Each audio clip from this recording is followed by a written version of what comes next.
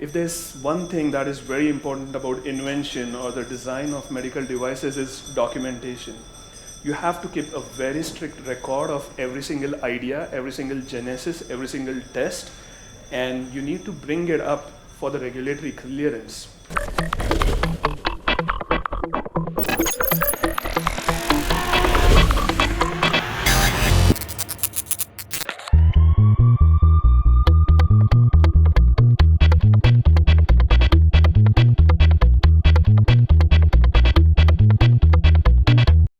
Is everybody continuing from the previous two talks, or is somebody who has joined new for this session?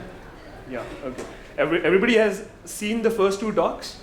Yeah, because we are going to save some time.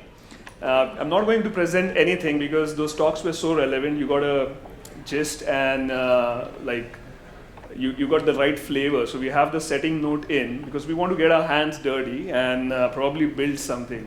And for that, 2 hours is a really short time. So we want to get really started. So roll up your sleeves because medical design cannot continue with rolled down sleeves. You can't be in a hospital with full sleeve shirts. That's the first design ethos of being in a hospital. Do you know why? Have you seen any doctor with a full sleeve shirt? Any nurse? Have you seen their uniforms? Yeah, they have short sleeves. Why? Yeah, because you're touching the patients. You can't have your sleeves touch them and carry your germs around, you know. So roll up your sleeves. We'll start with that. Yeah.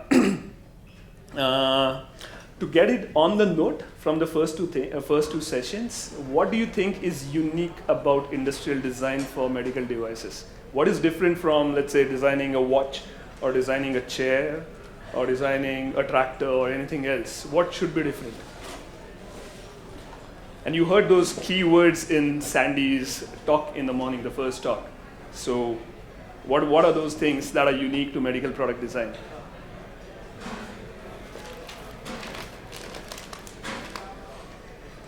Can we have some answers? I think it's not just art, it is science that works. Okay, so it's science.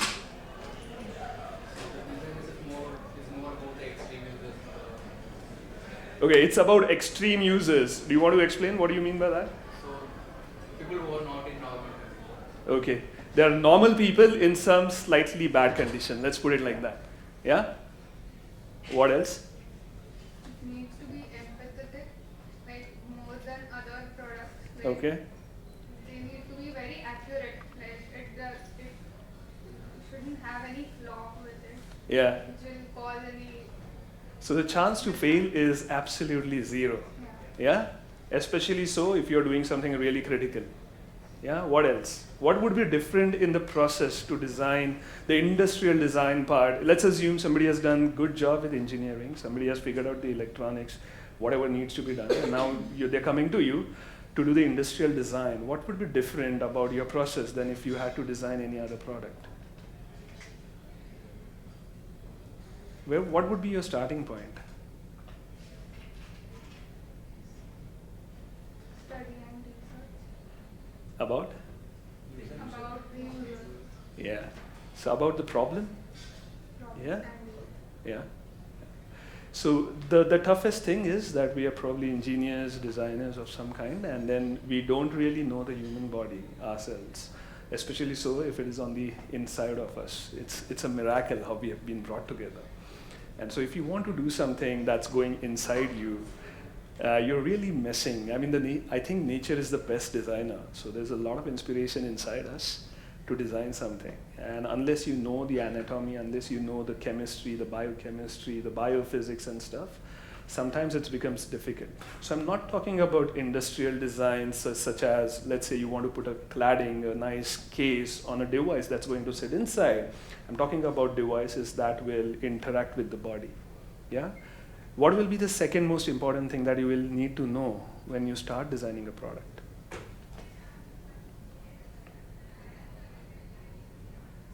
not all your users are going to be the same. Yeah, so can you have different products for different uses? Can I have, let's assume I'm going to do a scalpel. It's a knife, a surgical knife that's used to open up the body on a surgery table, on an OT table. Would it be different for different people? Yeah? But it could be different for different procedures, right? If I have to open a chest and if I have to open an arm, would there be a different knife for that? Yeah. What if I'm a surgeon, I'm a left-handed surgeon and a right-handed surgeon, would there be a different knife for that? Yeah? You think so? How many people are lefties in this room? You are? Have you? What are your struggles with your Caesar? Tell the room about that. It's very difficult. Yeah? Very. Have you struggled riding a motorcycle ever? Just because you learnt on the motorcycle that was there, right? But do you have the same strength in your left hand and your right hand? No? So if you design something for a right-handed surgeon, would a left-handed surgeon do it with as much accuracy and skill?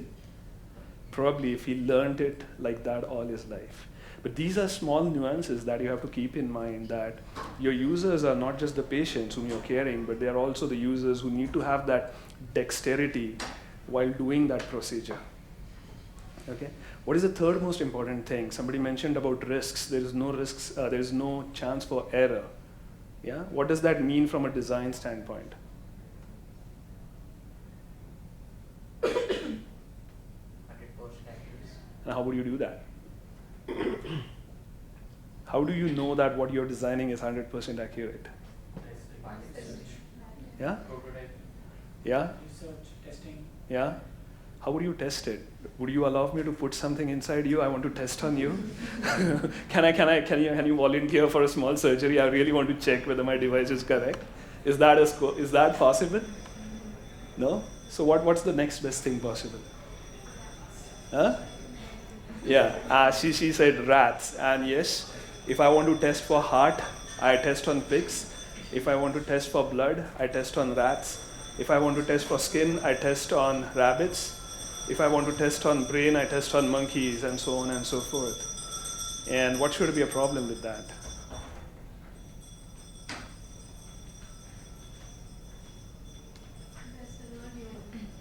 That's okay, but they are lives. The problem is if any of certain things go wrong there, if I don't keep a record of that, I don't know what am I going to do next. So to come to the point very quickly, if there's one thing that is very important about invention or the design of medical devices is documentation.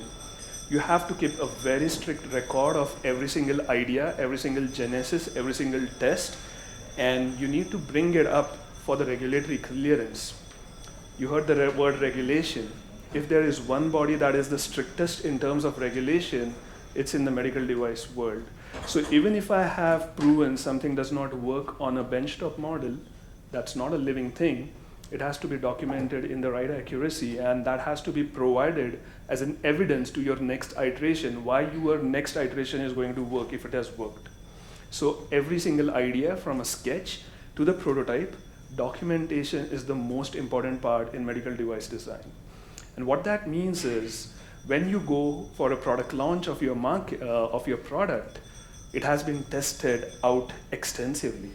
And once it hits the market, your chances of doing iterations are really, really low, because the investments to design a product, if they are X, to get it regulated, the cost is 10X. And the procedure can range from a few months to a few years. So the average lifespan from the genesis of your idea to getting the product out in the market could be a few years. So a small error will mean you'll have to redo the whole process of regulation. And that's why documentation of every single idea and testing it out enough from a risk perspective, from a design perspective, from a usability perspective, from a manufacturing perspective, you have to be 100% sure before you hit the market. The chances of error are that thin, and the investments are really high if you're doing something complex. Every animal test that you will do is a very expensive affair. The lives of the animals are staked not from a humanity point, but from a business standpoint, because these animals are really expensive to conduct tests on. So it's a very cost-sensitive market from a development perspective, and your costs have to be returned in terms of usage by the users. So that's the small introduction. I wanted to kind of sensitize all of you to why a single doodle that you do on the back of a napkin has to be documented in a very effective way.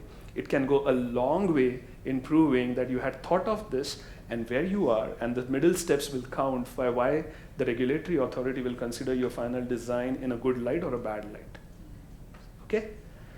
Okay, the next thing is, I'm a client, I'm a doctor, I have invented something, or perhaps I have a great genius of an idea and I come to you as a designer. And I say, I have this idea, I have a machine to do Nadi Tarangini, let's take that as an example, and I want you to start designing it for me. What would you start with? What do we do as a first step to start the design challenge? Understanding problem. Yeah, and what do you do after understanding? Analyze the user. Yeah, and what do you do after analyzing? Empathize it for the Yeah, you've done all of that, and you have a big set of insights and everything. What do you do after that? Synthesize. Yeah? What would you synthesize? What is the outcome of that? So the first document that you will ever create, and you will hold it like an acid test to every iteration that you do, is the design brief. And it becomes so much more important because you will submit a design brief and you will have your requirements written there in the exact minute reference, and your prototype will be tested extensively to say you've met those objectives or not. And that documentation is important, right? So what we aim to do today is, I have bought you a really, really tough assignment, and we have a few hours. Things that take years, we are going to try and do a bit of it, the most critical part of it in a few hours, and we have only 2, so there are not too many. So coming quickly to the problem, I have a cut torso. We have a body that's here upwards the head, and we are going to use that to see a procedure. I'm not a doctor, let's start with that disclaimer, but I have seen and have practiced a few times, so I can be a bad doctor to showcase and demonstrate how the procedure goes. What I want you to do is, you work in teams. Medical product design happens great in small teams. So if we can form teams of 3 on the table, and we can have 2 teams per table in that case, then we can start with an exercise wherein put on your fly on the wall approach to document and observe what is going right, what is going wrong with the device and the procedure that you're going to observe. And then we'll spend the next 15 minutes to write our first small design brief. And then what we are going to do is, we are going to bring this design brief into ideation and see what ideas come out. And then we are probably going to prototype a few ideas. So quite a lot of things to achieve in a small time. But that makes it really exciting. Are you excited? Yeah? How many people have done medical products before? How many people feel squeezy being in hospitals? How many people don't like the scent and smell and the visuals of a hospital? How many people have been in an OT room? How many people have seen people faint? Yeah, and what have you done after that? Have you been in panic? Yeah? Okay. To start with a small introduction before I go, and I'll forget this, so I'm saying this now. If you walk downstairs into the expo, we have 2 bodies who have had cardiac arrest. We have kept them on display there. And if you want to be a lifesaver, it's easy, it's not very tough. You just need a little bit of guts and a lot of skill. And we have our volunteers there training you in CPR, cardiopulmonary resuscitation, and anybody can be a lifesaver. So get your hands on the body and learn the art of CPR. That's the least we should do today, right? Yeah, so we have 2 bodies there. What we are going to do is, I'm going to pull the wraps off this body. Yeah, it's coming right from the morgue, fresh off. Yeah, and we're going to do a little procedure on this. So we can come closer if you want. You can't really see from far off. Yeah, you want to huddle around the table in small, we can do this in 2 groups. I can demonstrate this twice. What you see is the head and the chest with the lungs exposed out. And every time you will go in the OT for a surgery, you will need to get anesthesia. You will be put out of your conscious sense, and a way to do that is that they put a small tube, and we have the tube here. They put a small tube. Yeah? Yeah. So we have a small tube. This is called as the endotracheal tube. Don't get intimidated by the medicine words. You'll learn them with due time. But your windpipe, the pipe that which through you breathe, at the opening of that pipe, you have your vocal cord, the thing that makes the sound. And there's a small flutter valve that keeps it closed so that when you eat, food doesn't go in your lungs and you don't cough.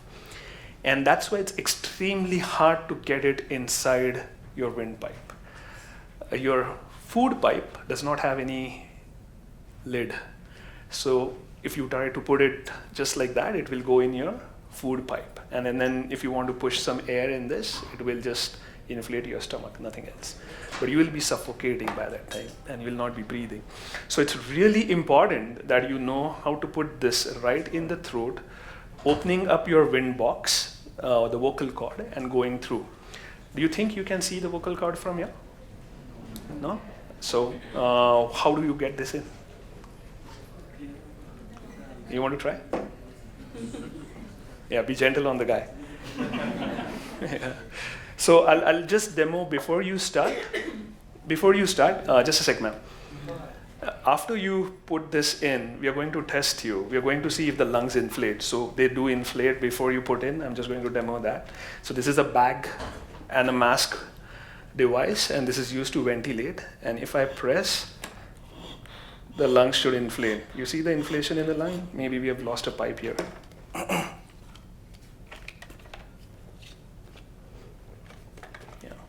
Yeah. Let's see once more. Yeah, you really see the lungs expand now? So if she does the right job of putting it in the right place, they should still expand. Let's see. Yeah, what she did you hear the clicking sound? She just broke a tooth. Yeah.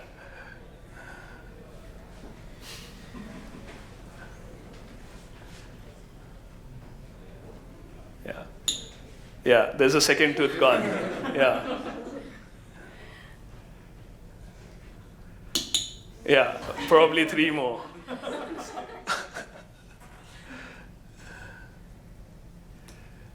Yeah, let me know when you feel you have done the job. I don't know how old this guy is. Yeah. Yeah? You think you have done a job? Let's see. So we're going to pump some air through here, and let's see. No? No? Okay, I'm gonna blow mouth-to-mouth resuscitation. I'm gonna do that. No. No, so it's gone in the stomach. And that's not your fault because you're doing a bad job. That's because you don't have the right tools. Yeah? So we have a tool that we're going to use, and this is called as a laryngoscope. Okay? It's a beautiful engineering design and a beautiful product design. It looks really bad, and it looks like I'm gonna kill something with this. But it's extremely complex, and this was invented in the 18th century. It's got a light here. Everybody can see? Yeah? So this light is going to help you visualize. And you're going to put it right in up the throat, and you're going to open the voice box to try and see whether you can squeeze the tube in now. You want to try? Can you imagine what the procedure could be? Yeah? Is that person unconscious? Yeah. But it's also done on conscious people. Yeah. You hold their hands and legs. So this is the procedure you would do before administering the anesthesia. So you're doing this to make the person unconscious. Doing this? Yeah. Why? What happened to this? So this device was not invented by doctors. This device was invented by a singer who wanted to see his larynx, the voice box, and probably see if it's got any infections or not. So in the 17th century, people would use a cruder version of this device to look at the larynx and say, oh, it's got some inflammation. You should not sing for 3-4 days. And maybe I will use a little bit of salt water to kind of get the infection out. So it was done on patients who were alive and kicking and conscious and in all their senses. And did it damage anything? If you did a bad job, everything. Yeah? So, okay, let's not put her through a test. Many anesthesiologists themselves suffer with this. This is called as a laryngoscope. If you see, it's got a channel. And what I do is, when it goes in the right place, I use this channel to slide this tube in and guide it into the right place. But now, I'm holding it in my left hand, but I'm a right-handed person. So what's happening? Yeah? So we are going to demonstrate this now, how to put the tube in. And I want you to really observe all my struggles. I'm a bad doctor because I'm not a real doctor. So you should observe all the struggles, make your notes, because we are going to use this to write the design brief. Yeah? Have you formed your teams before we start? Not yet? Or should you do all the observations individually and then form the teams later? Yeah? Yeah? Okay, let's do that. Okay, I hope I put it in the right place. Pressure. Okay, what happens is, you see the neck is like this, the mouth is like that. So you don't have a clear view. You are working at a right angle. So what you need to do is thrust the chin up as much as you can, and then you get a slightly better open view of the larynx. You can't do this on patients who have had accidents and who might have suffered spine damage.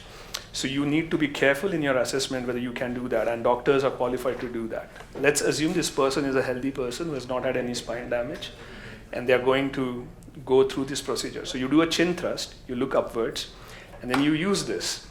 What you do is, I don't want to damage the teeth. I want to preserve them. So the click, you're breaking a tooth. We want to press this against the tongue and keep it like that as much as we can, and then really lift like this to see. And can we just ask you to see whether you can see the insides now? You can? Yeah? Yeah? Now if you want to use the tube and put it through the opening, is it, no? Okay, there's another tooth gone. But then I'm going to try and do this job now. So I'm going to use this tube, slide it. This is now in my left hand, because this is a left-handed tool. And then I'm going to squeeze this in. Yeah? Probably I'm still struggling. Yeah. Yeah. Yeah. I think I have it in the right place. How should I know whether it's in the right place or not? Yeah. So I'm going to do mouth to mouth and see. You don't do this in the OT. Please don't take this as standard clinical protocol. Yeah. Otherwise I'll be saying all the wrong stuff and it's all over. Yeah? The lungs inflated? Yeah. So a lot of people struggle with this tool. And so a clever doctor called McCoy, this is called as the Macintosh Laryngoscope. Okay? And I'll pass it around for people to feel.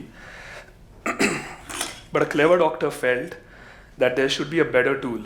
And some doctors are geniuses and they keep inventing new stuff. And they invented this blade. And what it does is, I'm trying to lift the larynx up, and there's a big struggle with that. So he made this blade which kind of has a lever and it tilts. So I don't have to do the effort, the blade does it. Right? So we're going to see this tool in action. So you do the same thing. I need the handle because the light is in there. Can I have that handle, and can we just exchange the handles? Yeah.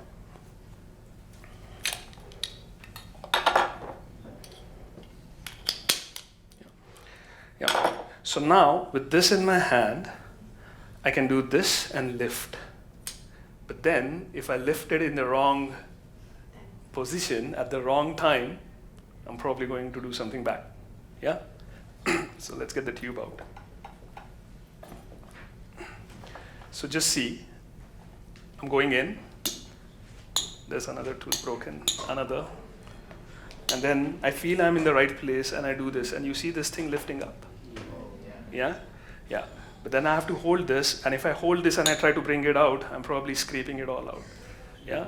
And so this handle, it's kind of interfering in my procedure. I'm not getting a good sense of when I want to press it, but I can't also kind of bring it back. Okay, so that's one. My second challenge as a doctor is I want to reuse this on the next patient. And I don't know if any tissue has gotten entangled in this at all or not. So I have to really take good care of sterilizing this, getting all the tissue out, and then making sure I'm not putting an infected one in another patient.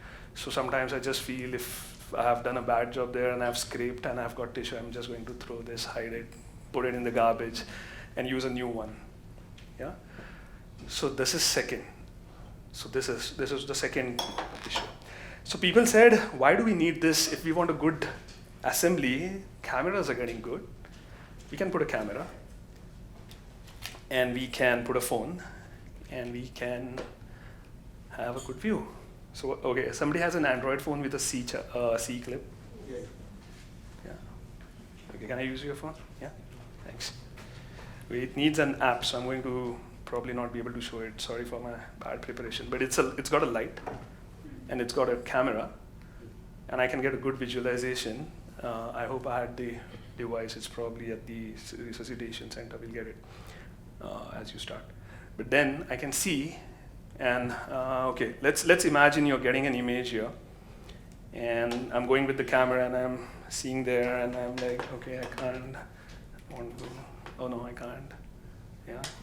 Is this a very dignified way of treating the patient? I don't know. Yeah. Yeah, and I'm trying to do something, right?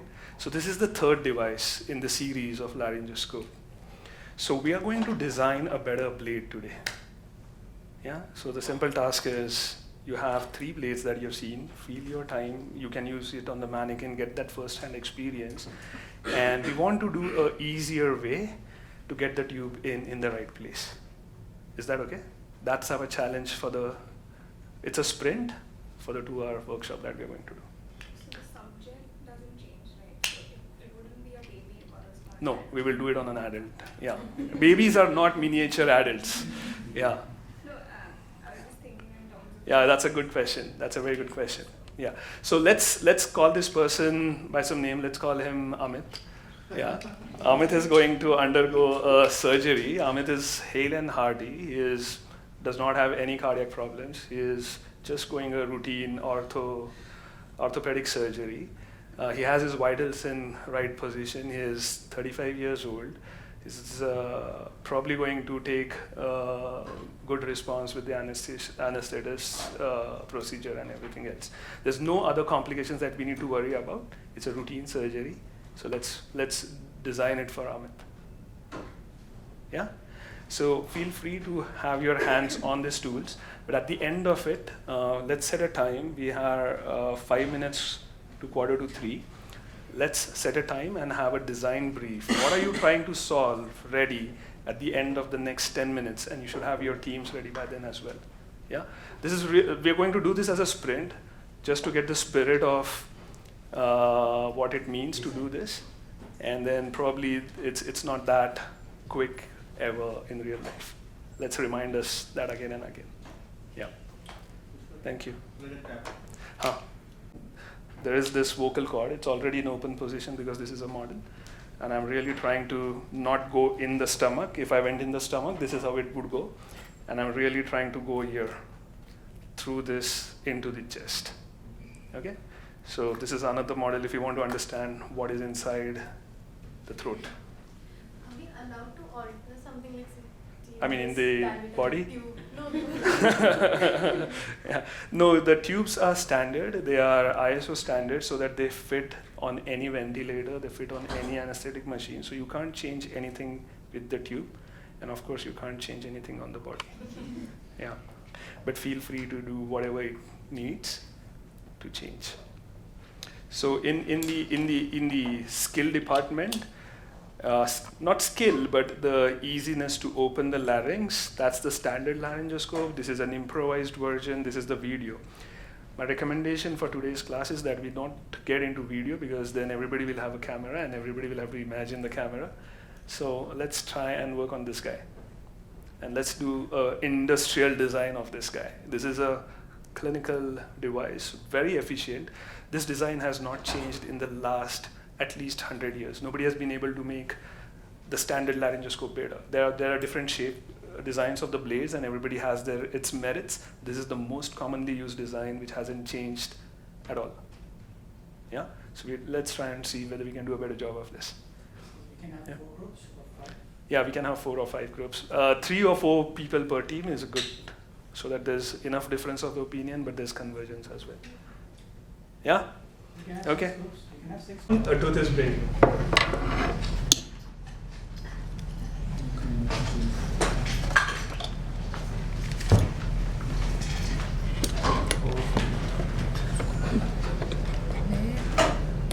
No, just leave that out. Just try for, yeah.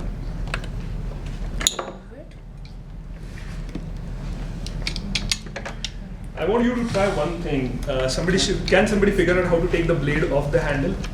Yeah, because look at what he is trying to do. I'm going to do that and I'll show you how to do it. And try to assemble the blade on the handle. That's the starting point for your design exercise. Yeah. It's an emergency use device. That means the device has to be assembled in less than 15 seconds for use in case of an emergency.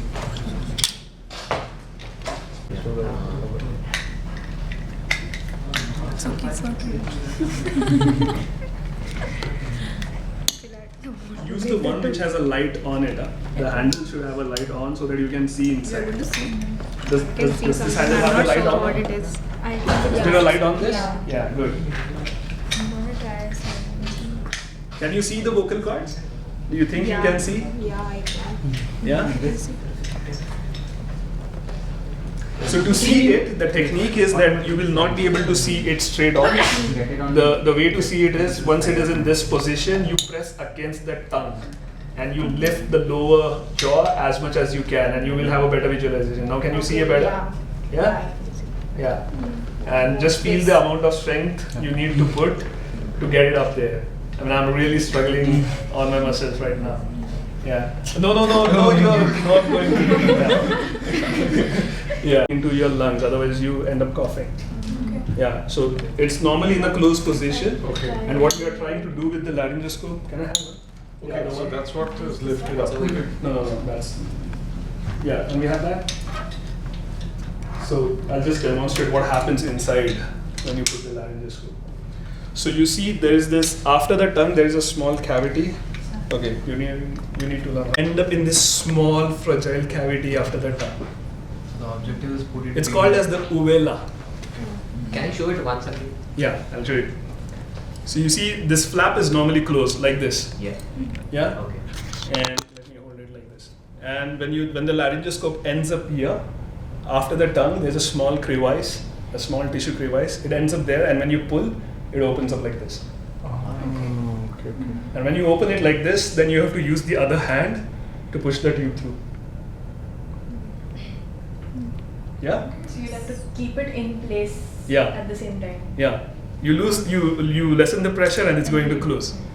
Yeah. Can you show the same thing with that? It's inside. So what I was using to push like this upwards, when I press the lever, this model is not meant to demonstrate that, but when it goes here and you do this, it kind of pushes the tongue up and opens it up further.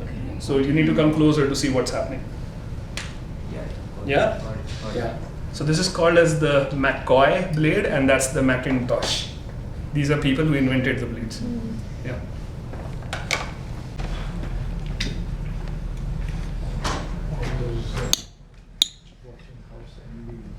That's the first thing that goes in. Now you understand.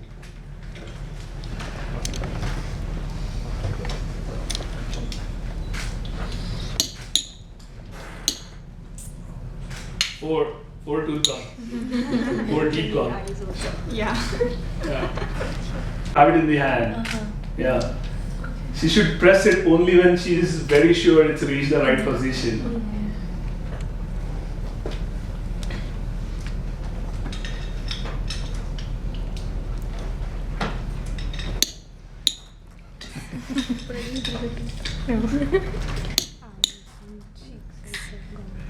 So what the common mistake, push it forward, don't tilt it. The tilting will break a tooth. Just push forward.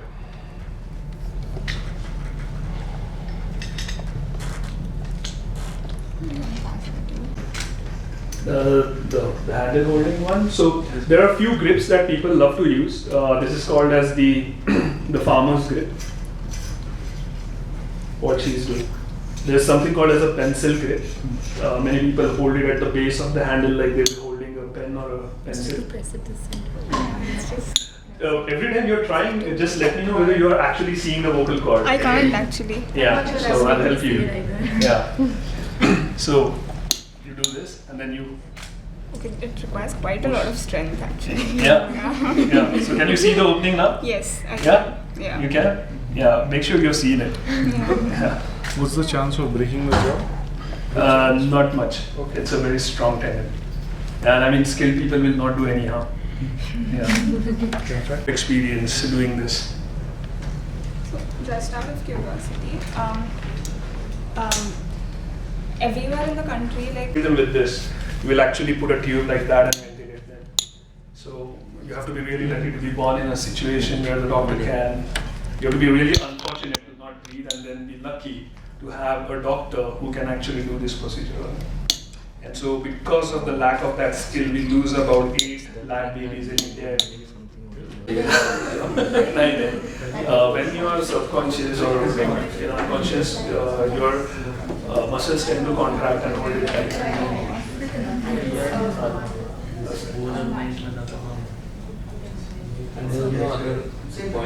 Nice. So, okay, I'll tell you, if you cannot get a tube in, what do you do? If you cannot get a tube in, this person will die, right? It cannot breathe otherwise. So what will you do if you cannot get a tube in through the mouth? Huh? Yes, no, not the esophagus. It will go in the stomach. So you make a incision here, you make a hole here, and you get a tube through here into the lungs. And you don't want to do that. Yeah? So the other case which you talked about, accidents and all, so this is very common. Avoid getting no, you will probably not try to do that. And definitely not on the roadside, because you want a sterile environment to make a cut away.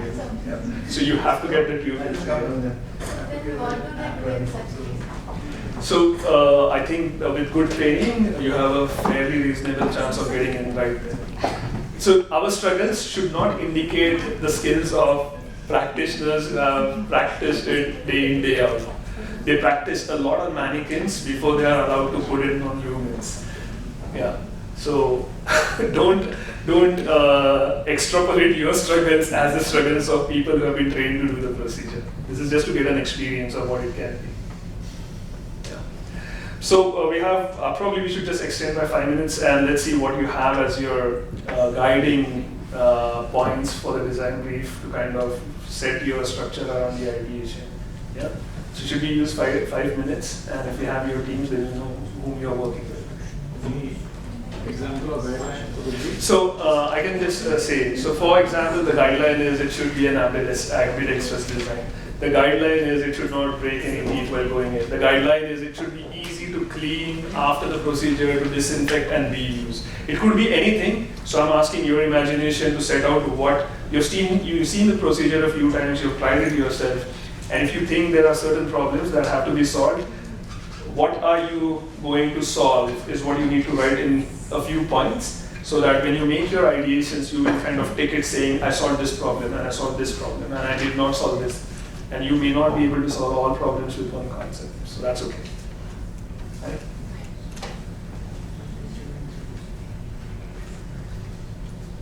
XVITs. Yes, man. I'm seeing some really familiar pages. Hey, you are a singer. I remember you now. So ask him the importance of having a good voice box. He's an acclaimed singer here between us. I forget your name. Rajiv Sundaresan. So we were batchmates in VIT even during engineering time. I think we have lost contact since then. But have you had your larynx checked any time? I just had it done a few days back because I have an issue right now. So I'm very interested in what. There you go. We have somebody who can share from the patient's perspective. Yeah. Yeah, like the latest patient that can be available right now. So I was telling a story a few minutes back that this device, the laryngoscope, was not invented by doctors. It was invented by a singer in the 17th century France to actually view the larynx for infections and irrigate it with saline water. Because I felt because it was easy for me to hold. Maybe you would have something to hold and press something.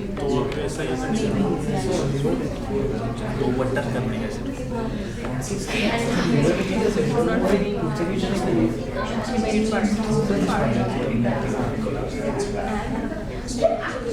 is the latest guessing what they have been using because they use the light with the camera. So I saw the camera just too small because it's like. What are the three most important issues that you find around the product that you're going to solve? First is the blocking of vision. Okay. I think for I would say for me one is The device is a Okay. second is The this third was this thing liver this material of this as well. And I'm not sure about the design of this part because I think Yeah. and the third one is That it does not scrape the interface. Okay. Fair enough. What about you? Is this one team? These are two teams? Okay. So what are the three most important things you're trying to solve? So one is that when you need to make sure you put it in correctly and the lever should be easy enough to press, like, and also like if it's not ambidextrous, because if I try putting it this way, my left hand doesn't have that much strength. And I don't know, for someone who's a lefty, I don't know how it will be. Mhm. And also this part is also heavy. So is there a reason why this is? It's got a big, massive battery inside. Okay. For the light. Okay. So like if maybe it wasn't as heavy, would it be easier to push the tongue? If you think so, yes. We can try. And the external structure, how it is looking, I think a lot of tissues might get stuck into there. So it's supposed to be a little bit smoother around the corners, and when you are pressing it, it is quite sharp. So I'm not sure how to solve, but yeah, that is Okay. also needs to be. But you know what to solve. That's knowing the problem is half the problem solved. Yeah. Okay, we work on 3, 4, sterilization, vision, grip and material. Okay. And the last team. Simplified mechanism, Uh-huh. modular construction, but at the same time the modules being unibody, and then a dedicated passage for the key. Okay. So you are all working on slightly similar but yet very different kind of ideas. Are these coming from your, the important point is your design brief coming from problems or is coming from the ideas that you're already having? There's like an ergonomic thing. Yeah, so it's easier for you to get it. There's a silicone. Yeah, so there's a lead pencil. You just write what you're doing for one. For the grip. Break inside. Yeah. So either we have to stick to this heavy weight and make the design changes, or we go to this and do not use this mechanism. But Use this? no, that's what I'm saying. Either we should go with this one, this heavy one. We have to go with heavy one inside now. Inside also. Camera. Yeah. I mean, it's like too much. So this for blockage of vision, this is what I feel. Instead of that lead, we can use one small switch type or one push pull button. That will guide this. That will take for this one first point, we can use it. For the hand, you should have a ground which you have like the curved one. It helps for grip. We'll just try it to reduce the stress. It is having wire and it is having every inside. So what we can do is let's have this means that it is something on the outside. You need to depend on something. Pipe पण बाहेर ना कारण की त्याला इथे मोठा and आहे आणि मध्ये पाईप छोटा आहे Again, and then you're getting on your side sequence, and then I put this lever with the So if you come to my level eyesight, you will see that there is a. It's actually not. You have to do this procedure in 15 seconds. माझ्या मते तुझे हात जाते आपण जसं घातलंय तसं काढून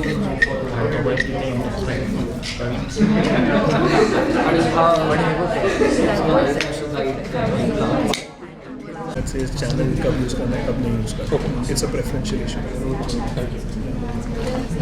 You're getting excited with your ideas, and that's a good thing. Can we pause for a second? We have 15 minutes. There are two ways we can do this. if you really feel excited about your idea, we can share with the rest of the room and get feedback on that. That's your first testing of your idea. That is one. But more importantly, I'm kind of excited that you thought medical product design could be exciting, and you chose to be here. So a moment to ponder would be it would be useful to think what excites you about medical product design. I mean, you had your first. I don't think so. Anybody has had a chance to work with dummies and go inside them and like figure. So if you had that experience, which was new. Maybe we could use this 15 minutes to kind of just distill the thoughts of what makes medical product design exciting. So we have those two options where we want to go. And we could do both. If you feel you're really excited to share your idea, we could do both of them.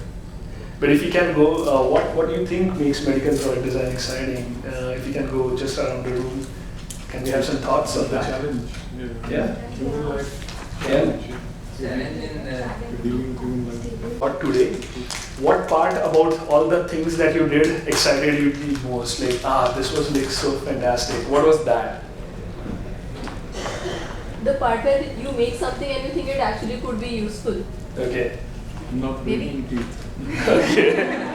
For me, it has always fascinated me to understand the biology. I mean, that design has been perfected over millions of years, right? I mean, that's why the Darwin's theory of evolution.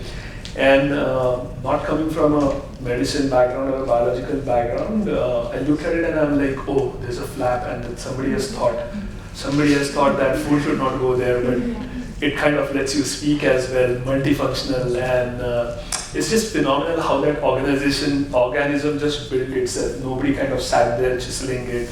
Cells know when to open, when to close. They know their function. Somebody has to transport blood. Somebody has to breathe in air. It's so well sorted, right? Nothing goes wrong until you mess with it. Yeah. So that has fascinated me. And what I kind of, when I do other designs, I kind of look at nature for my inspiration, and I'm kind of getting more and more intrigued by the human body as I work in this field. So for me, design comes much later, and just the phenomenal design that we as organisms exist is the most thrilling part. Yeah. So who wants to share ideas now?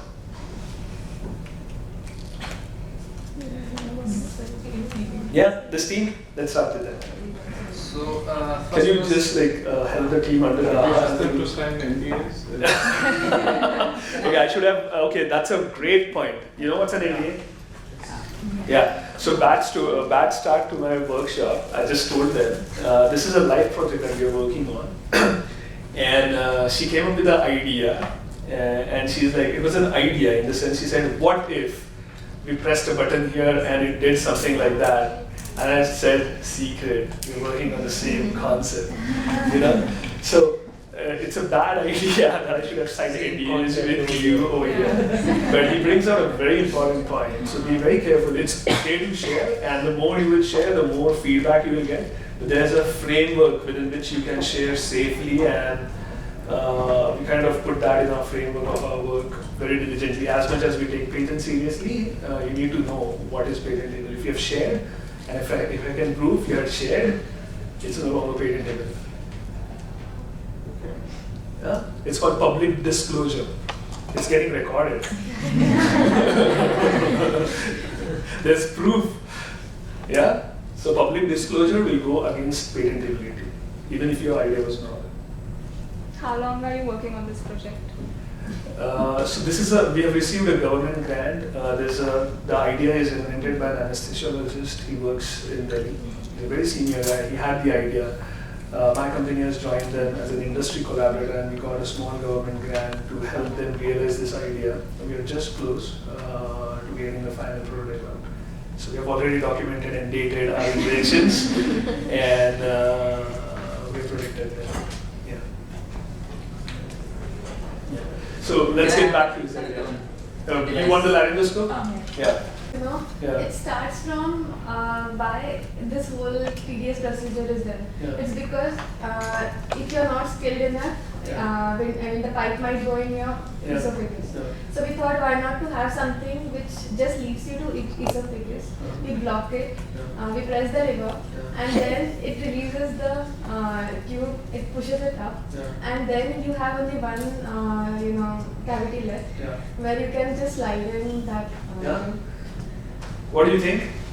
Is this within the scope or beyond the scope?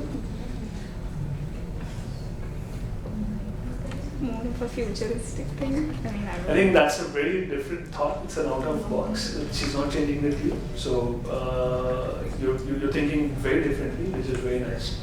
You have more patentability.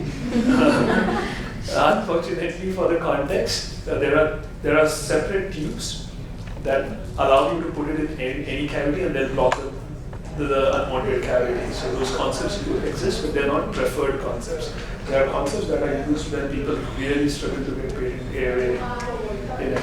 But it's a very different line of thought. So there's merit in considering them as long as they're novel and they're not kind of. So people don't like change. I mean, the story is medical practitioners hate change because there's uncertainty with change. So if there's one profession that doesn't like to change too much, it's medicine. And that's something that we have to keep in mind. What is acceptable change? And this could come in that zone if you can convince enough people. It also comes with a lot of convincing, and some disciplines of medicine are more adventurous to try out new things than others. I think we are in a critical space, so the adventure level could be a little low. But it's a valid concept to try it out. Okay, we have 5 more minutes and I want to do enough justice to all the tables. Yeah. So I just wanted to ask if it is biologically possible to block the... You want the details? Yes. The short answer is yes. The long answer is there's a very interesting technique to do that. I'll just give you a hint. The lungs is a closed system. You can create a vacuum in lung. There's only one opening. The esophagus, it's open at the top and at the bottom. So there's atmospheric pressure. Think about that.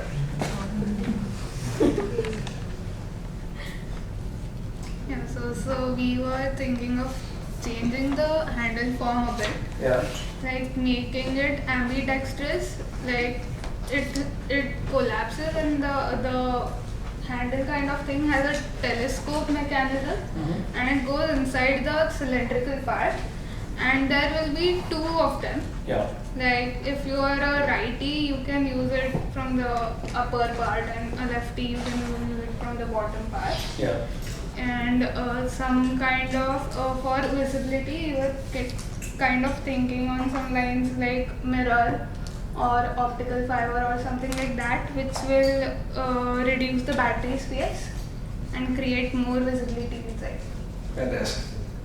All good ideas. So, for our thing, one thing we were considering is that your handle is extremely heavy, right? So if you can change the material to some kind of a plastic, some medically something you can use, and maybe if your battery is outside of the handle, so it might be a separate thing, so it doesn't take up that much space. So if you're using some silicone kind of a material, you could get an ergonomic grip on that as well, because you need to apply strength to push it away. And the other thing is that the lever is not ambidextrous. So instead of having a lever, what if you have a button on top of the handle like a pen button? So you just push the entire thing, and no matter the size of your hands, whether it's small or big, you will be able to reach the top and just click it once, and that can push the mechanism to open the flap. So that's what we got. Good. Yeah. Again, we saw the liver as the main problem because some people had very small hands, they were very tedious to hold, and the whole procedure is it's not easy basically. So what we have done is this is a rough model of what we thought would be fantastic. Yeah.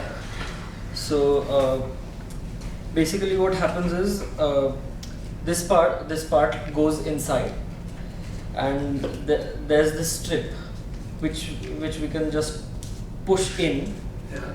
So what happens is this strips, it doesn't have enough curvature in here, but what the strip does is it opens your flap.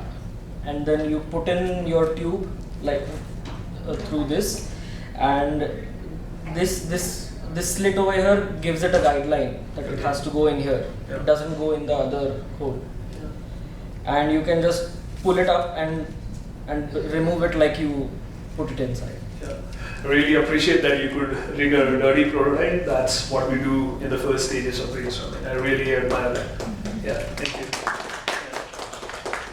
Yeah, we have the last table now. Okay, so more of an encouraging concept than anything else. Okay. So the survival mechanism, and just like what you mentioned, as the detonator kind of thing going. Yeah, we don't want to detonate anything inside. Yeah. But it's a modular construction, and that will allow for changing the handle stone to the ergonomic one down the line. So more of a multi-generation product coming from that aspect. And then for the blade itself, it would have not a dedicated channel, but more of just a pathway for the tube to go in. Yeah. And then what we were thinking of is having some kind of disposable membrane that could go on top of it to minimize any kind of scraping or any exposure to these multiple joints. So almost like at the cost of the glue, maybe like a conduit. Yeah, that's exactly the vocabulary that's used there. There's nothing glued about it. Yeah. So yeah, and that would help with the consumables part of it as well. Yeah. Easy to stay. He's a business mind. Because the RS and the users are not going to be the same person in the medical. Sterilization part will be contributed. Yeah. Well, I hope we come to the close of the workshop bang on time, which is commendable. Really, thank you. Yeah. Thank you so much for coming to this workshop. I hope some of you choose to do medical product design. There's a small, if anybody is really interested in chasing medical product design, there's a systematic process that is followed. It's available as an online textbook.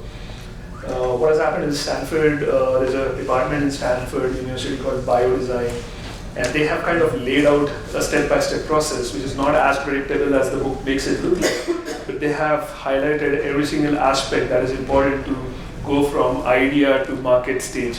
It's called ebiodesign.org, and if you use biodesign, if you use biodesign in Google, you will come up with a lot of medical device innovations that are happening around the world. And to that extent, the government of India is supporting a lot of innovation in biomedical devices. There's a department in the Ministry of Science, it's called the Department of Biotechnology, and they have a website that goes by the name BIRAC, BIRAC, if you Google that. If you have some cool ideas, they have a small fund that allows you to prototype that idea. So you have everything from 10 lakhs to what Anirudh mentioned, about ₹1 crore to go from ideation to product stage. So don't hesitate, don't think, apply in big numbers to these grants.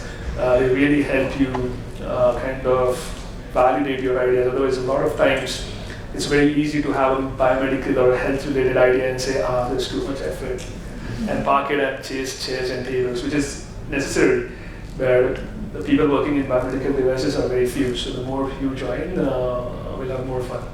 Thank you so much. I hope you had a good time, and it lived up to your expectations of what you thought of a workshop would be. I was struggling to see what could be fitted in 2 hours, but this was a trailer. Yeah. Thank you. Thank you very much, Pushkar. Yes, thank you. It was indeed a very nice workshop, and this was, I think, I'm practicing since 10 years. I have not had this kind of experience till now. Thank you very much for that also. Thank you. So we can now proceed for tea or for a break, and in 15 minutes we'll be having one more talk from Chandrasekhar Bhavare. One of my favorite designers in Yeah, my also. So wrote this down. There's a CPR training going on outside the furniture display area. There's a slightly different mannequin, and you can race against your friends to see who saves the life faster.